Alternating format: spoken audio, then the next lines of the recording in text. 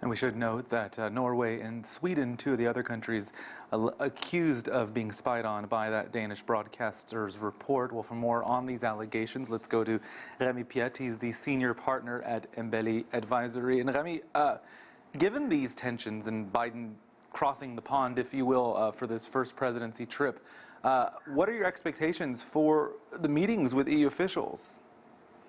Well, actually, yes, we're talking about these allegations. I mean, actually, those proven practices until 2014, the fact that it came out in the media, the timeliness of this was obviously, the risk was to disrupt the collaboration between European countries and the US ahead of a very important G7 summit on June 11th.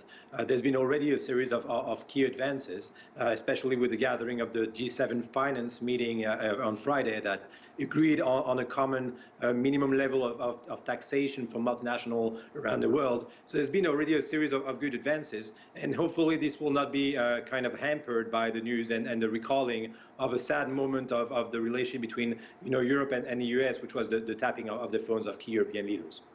For Joe Biden, how important is the rebuilding of a US-Europe alliance post-Donald Trump?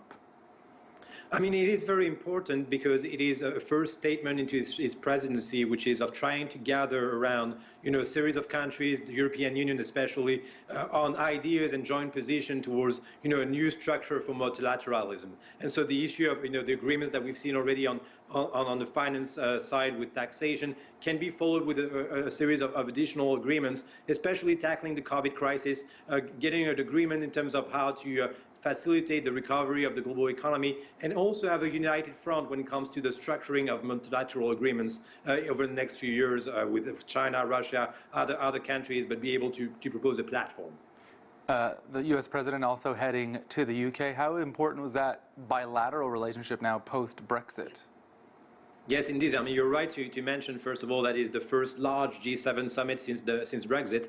The G7 actually happens to happen in the UK, so that first meeting is traditional from Joe Biden. But it's interesting indeed to see how the UK will position itself, especially on issues of free trade and trade agreements. There are key aspects that could also be part of these meetings, such as transparency of supply chains, a series of key regimes in terms of ESGs and sustainable development goals that where we see talks happening in terms of climate change, working tables, or issues also on COVID mitigation and economic recovery. So all these are going to be on the agenda, and looking at the position specifically from the UK, that has been a leading power, especially on transparency of supply chains with the Modern Slavery Act of 2015. There are a few key elements there that could be good blueprints for an agreement with G7 countries. Remi, in January, The Atlantic, a U.S. publication, said that Biden will try to pull Europe away from China, notably its growing economic ties with Beijing.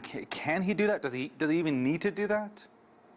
Well, right now we're seeing obviously a warming of relationship between the U.S. and the European Union. There's been, very strong tensions under the Trump administration.